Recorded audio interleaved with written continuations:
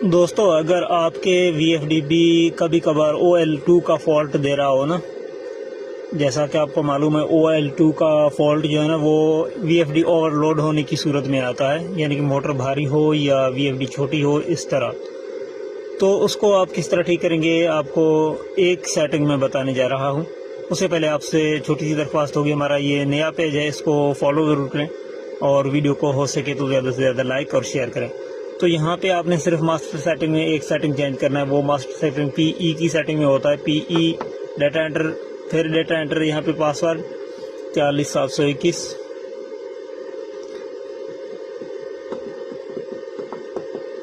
Data enter PE11 की setting में। यहाँ पे देखें, ये इन्वर्टर मेरा OL2 का फॉल्ट दे रहा था, मैंने इसको 0-50% पे PE11 की सेटिंग को सेट किया हुआ है। ठीक है ना, आपको समझ में आया होगा कि OL2 के लिए PE11 की सेटिंग को आप कम करें, 100 से कम करें, 80 पे करें, 90 पे, 70 पे, आखिर 50 तक करें, 0-50 तक।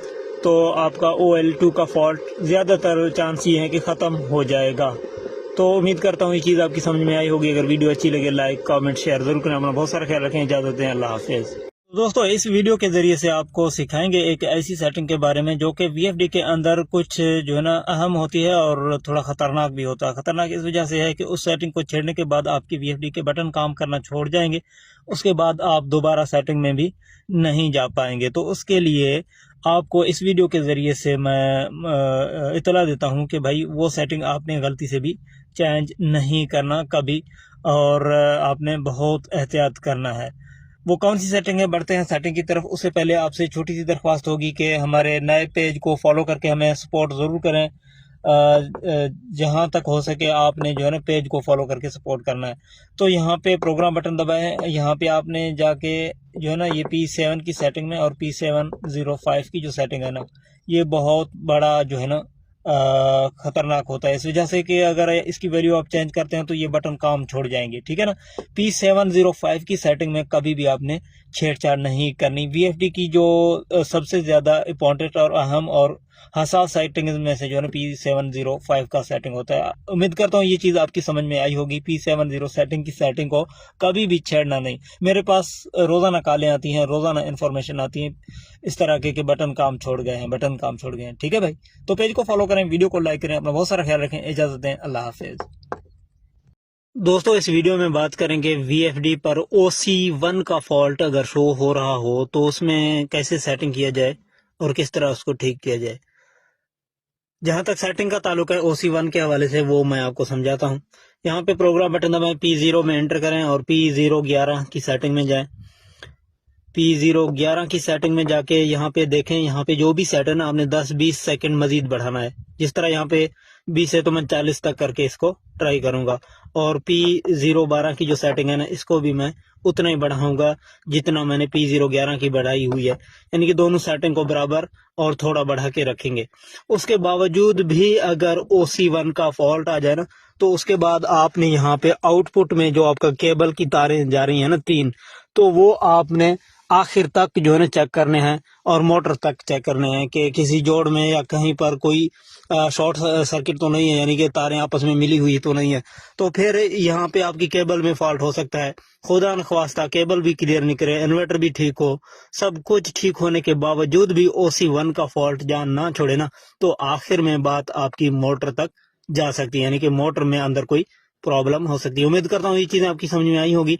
वीडियो अच्छी लगे लाइक जरूर करें। नए पेज है, नए पेज को फॉलो करें। इजाजत दें। अल्लाह हाफिज। अस्सलाम वालेकुम दोस्तों, ये आप देख सकते हैं कि इस तरह ये मेरा समर सिस्टम ट्यूबवेल है। आप देख सकते हैं कि यहाँ पे झटका दे रहा है, बार बार ये एयर ले रहा है। तो इसको लेकर लोग जो है ना परेशान होते हैं और फ़ोन कॉल पर, व्हाट्सएप पर मैसेजेस करते हैं कि भाई झटका दे रहा है, पानी जो है ना, तो इसमें सेटिंग का मसला होगा। लेकिन असल में सेटिंग का मसला नहीं होता।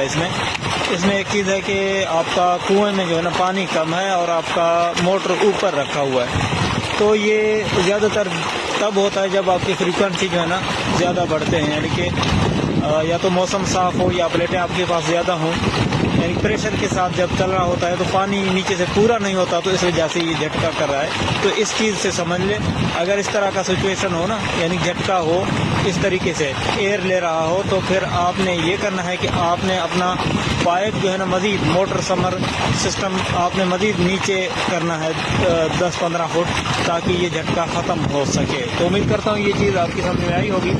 और हमारा ये नया पेज है फेसबुक के ऊपर, इसको फॉलो करके हमें सपोर्ट ज़रूर करें। अपना बहुत सारा ख्याल रखें, इजाज़त दें, अल्लाह हाफिज़। दोस्तों यहाँ पे आपको एक प्रॉब्लम के बारे में इंफॉर्मेशन देते हैं। यहाँ पे VFD के हवाले से ये देखें, ये जो रनिंग के दौरान 35-36 फ्रीक्वेंसी पे चल रहा है, तो इसको स्टॉप करेंगे तो ये स्टॉपिंग में प्रॉब्लम होगी। तो आपको बताएंगे कि वो आप किस तरह सॉल्व करेंगे। सबसे पहले इसको स्टॉप करते हैं, देखते हैं कि मुकम्मल स्टॉप होता है या नहीं। तो ये मैंने स्टॉप कर दिया है। अब नीचे इसकी फ्रीक्वेंसी अटक गए हैं 32 फ्रीक्वेंसी पे, आप यहाँ पे देख सकते हैं ये स्टॉप नहीं हो रहा।